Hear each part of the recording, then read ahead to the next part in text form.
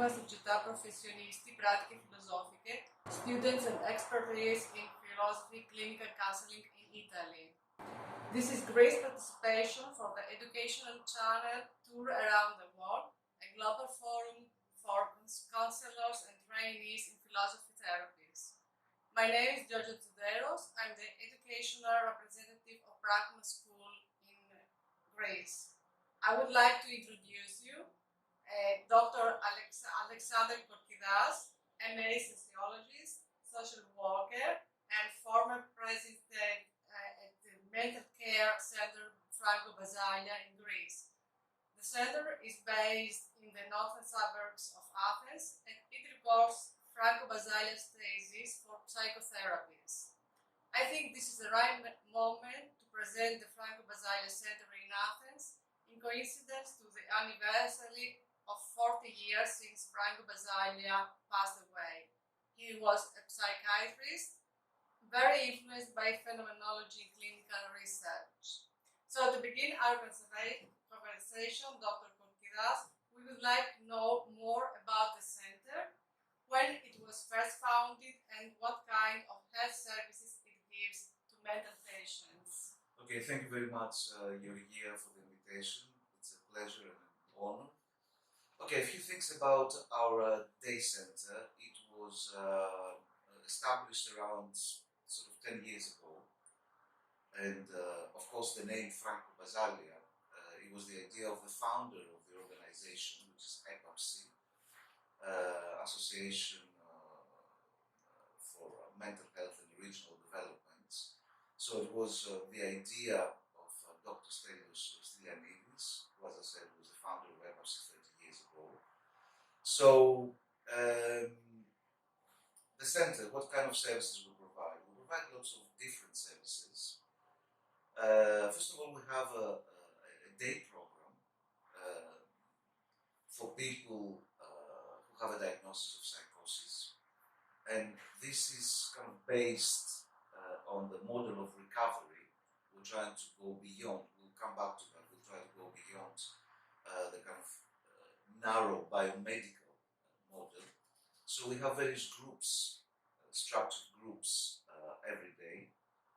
We'll come back to that, and here please do interrupt me, because I tend to go off on a tangent and talk. So this is one service. So the groups comprise, for example, conversation group, psychotherapy group, advocacy and rights group, cooking, various groups that are to do with sort of activities of daily living, this kind of thing. But we also have documentary, creative writing, etc.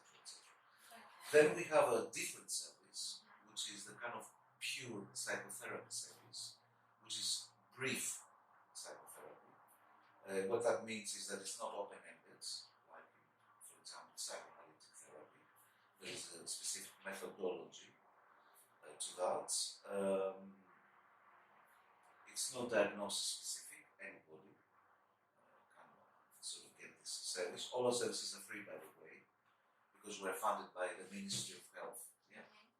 So anybody, be it depression or personality disorder or psychosis or whatever, so they can actually avail of the psychotherapy service. Then we have a social club, yet again a different service, which is run in the evenings, and it's a recreational space. We have theatre, languages, dance, and it's a place for people to come and socialize. It's not strictly speaking therapeutic, but it is very therapeutic in the sense that it's a space for people to kind of socialize and just chill out and do some groups. We have a traditional psychiatric follow-up. We have a couple of excellent psychiatrists who actually see patients, if you like, who come and get their psychiatric follow-up. It's a traditional psychiatric follow-up.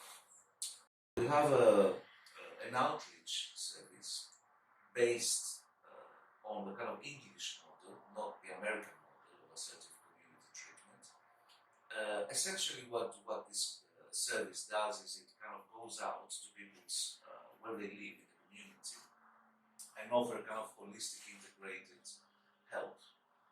It's reserved for people with what we call sort of serious mental health problems, serious and complex mental health problems, people who may be revolving door patients. Basically, they get admitted to hospital, come out, get readmitted, but also for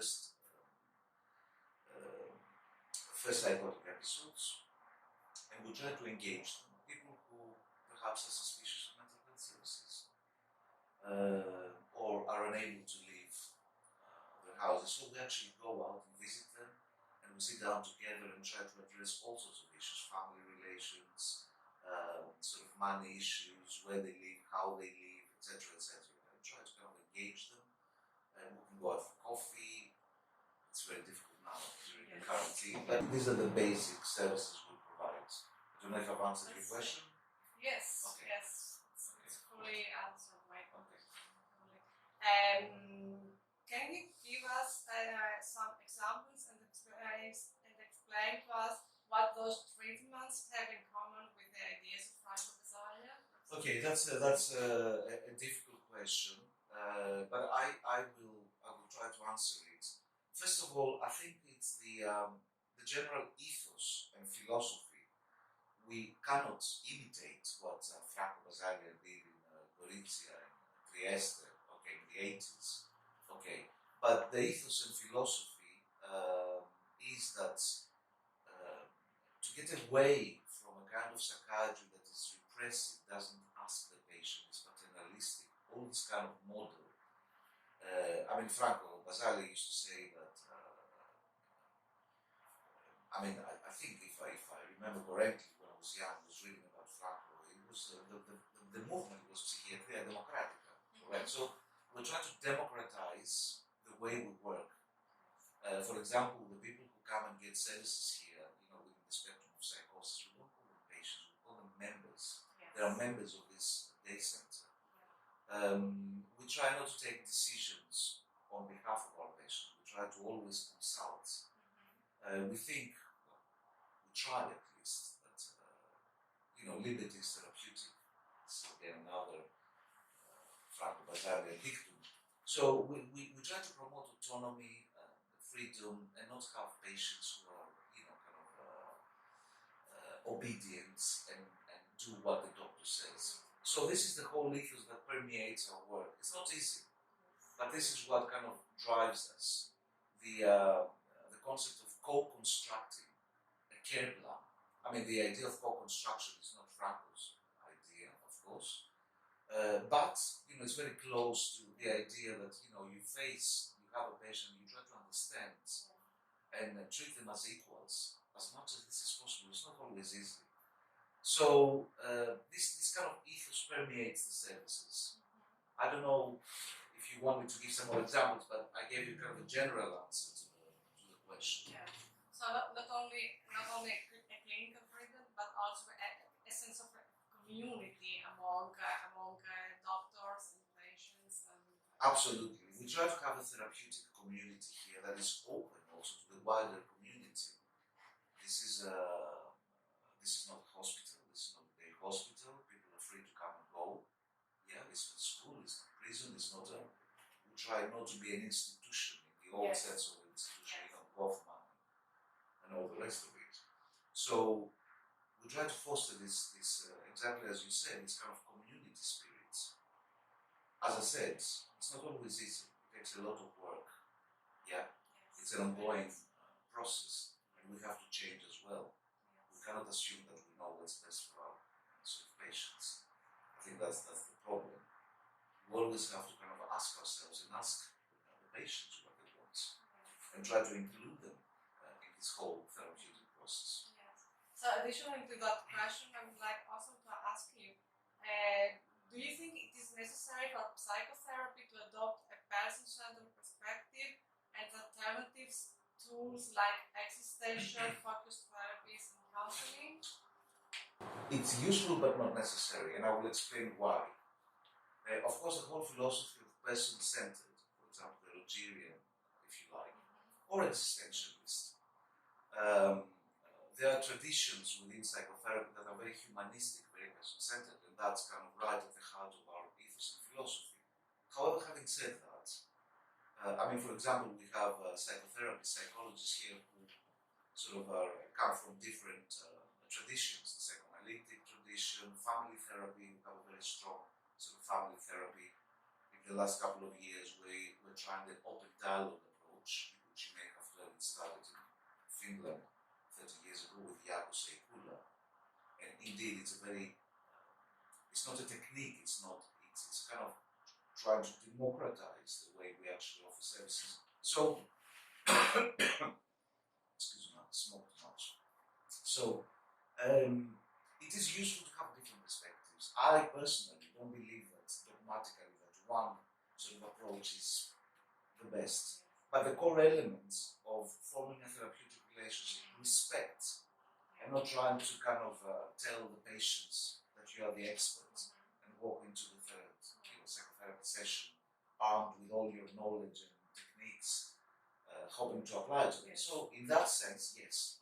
But even if you haven't we actually have one of the psychotherapists who's trained in existentialist therapy. We have Rogerian sort of person-centered therapist. So yes, we try to be a broad church, if I may so put it, and not be dogmatic. Psychoanalysis or systemic therapy or existentialist, yeah. Yes. So. Yes. And what about the patients?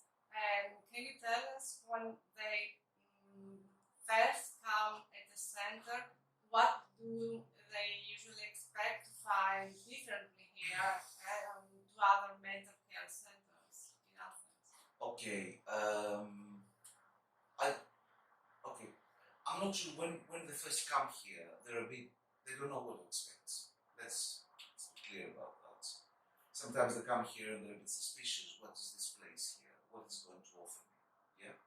So the expectations kind of are worked out as they get to know us and as we get to know them. So slowly they form their expectations and we form our expectations. It's not as if they come here and say, "Wow, it's fantastic." Yeah. And everybody's different. So when they first come here, then some people come by their own will. Some people are kind of, family or doctors or hospitals push them to us. So they come and they're a bit suspicious. They think, "Oh, not again, another kind of mental health facility." So we have to. It's very important to earn their trust and respect, and that takes time. You cannot just expect somebody comes in and you say, "Okay, you do this, you do that, because we're enlightened sort of mental health professionals and this is the best place you can be." No, that would be arrogance. Yeah. Now, the other part of your question, as opposed to other day centers, listen. One of the characteristics of the sort of topology of mental health landscape is that, unfortunately, there's a degree of isolation and fragmentation. Sort of everybody is in their own little microcosm, different day centers, different organizations, etc., which is not a good thing. It's not a good thing.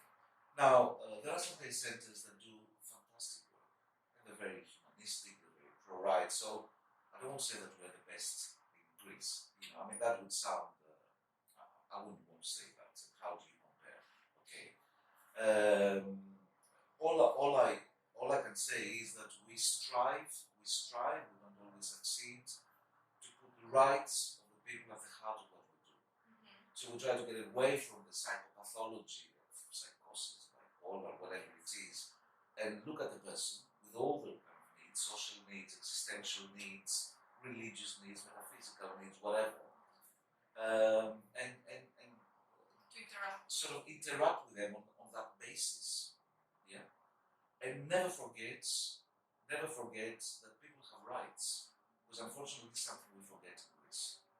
Unfortunately, we tend to concentrate on the psychopathology of how I can treat you. There's a stigma. Okay, there's the stigma, but rights are they're not considered so important. They are considered a bit of an add-on. I mean, there's this philosophy generally that permeates the system that if you're a good doctor or a good psychotherapist, whether it be existentialist or psychoanalytic or whatever, that's enough. Well, that's not enough for me. Anyway. I think the rights are right there at the heart of what we do. Very important. Informed consent. Okay, the freedom to give the other person. You never give freedom, but if you know what I mean, to acknowledge that they're free agents. They're not patients. They're subjects. They're citizens. To respect the Absolutely. person and their own personality. Absolutely. So, on your clinical experience, how do patients finally react to those treatments? Okay, it's a mixed, sometimes a chaotic picture. I don't want to give you kind of statistical data. We try to use psychometric tools to measure the outcomes of our interventions. It's not always easy because again, there's no the culture of outcomes in Greece is a bit again all over the place. In broad terms, I would say that some people do really well. They become self-confident. They go out and get a job or form relationships. They actually do what they would like to do, not what I would like them to do. So that's very, very important, and it's really rewarding to see people kind of progress through different stages. And if I may open a parenthesis, the paradigm of recovery, which it was not around when Franco Basaglia was kind of practicing this kind of radical stuff in Italy, but the paradigm of recovery basically says, if I may simplify, that I'm not going to define for you where you need to go, how you will be cured, but we'll sit down together and you can decide that it's okay for me to have voices. Okay. You don't need to eradicate my voices, whether it be with medication or whatever. I can live with my voices. But I would like to be able to deal with them. I would like to have an erotic relationship. Can you help me with that? Because I don't feel very confident. I would like to do some training. I would like to do some voluntary work. So this is what we try to do. Some people really do well. We have failures as well, which is important for us to acknowledge and kind of sit down and think, why did we fail with these patients? To give you an example, we have somebody, and actually I worked with him, and other colleagues have worked with him, who's had in the last 15 years something like 30 involuntary admissions. I mean, this is kind of the archetype of the revolving door patient. It's incredible. We tried everything, but we haven't managed to break the cycle. We formed relationships, and the last therapeutic relationship I had with this guy, I went to visit him at the psychiatric hospital, Daphne, which is a major sort of psychiatric asylum hospital. And I've known him over the years, and we formed a good relationship. And when he came out, I would visit him every week, discuss things. We went to the police station together, so he had a new identity card because he lost it. Helped him get a mobile phone, and we kind of started working together. And then he went, he's back in. After 2 months of sometimes we say, well, it's the disorder. I don't believe that. I think it always has to do with how we relate to people. We're not doing something right. Okay, so it's a mixed picture. Some people really do benefits and they kind of open their wings, and it's not a bit paternalistic, but you know what I mean. We get people who are very, very troubled, and to see them kind of be confident and look you in the eye and disagree with you. So nice for somebody to disagree with you. And they go out and do their thing. Some people are kind of stable. Okay. Some people find it very difficult. They can sometimes they get worse in terms of symptomatology, if you like. So it's a mixed picture. But I think that for all the services we do, the psychotherapy I told you earlier, the program for people in the spectrum of psychosis, we have mixed results.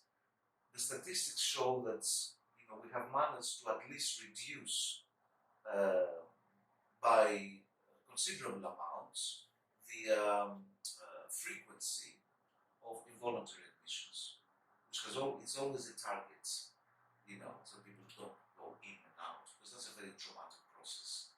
For some people, we managed really well, so they had 5 or 6 admissions before they came here. Since they've been here, no admissions. So that's, sorry, my answer was a bit chaotic, but do ask me more if it doesn't cover what you wanted to know.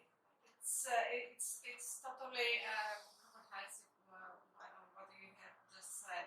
So I would like to thank you, Dr. Korkidas, on this interview. I think it was really very interesting interview for all this discussion. I would like also to thank the board president, Dr. Triveres, for your hospitality here, and we wish you the best for the center and all the people coming for the treatments here. Thank you very, very much, Georgia. It's been a pleasure, and my best wishes to you and your colleagues.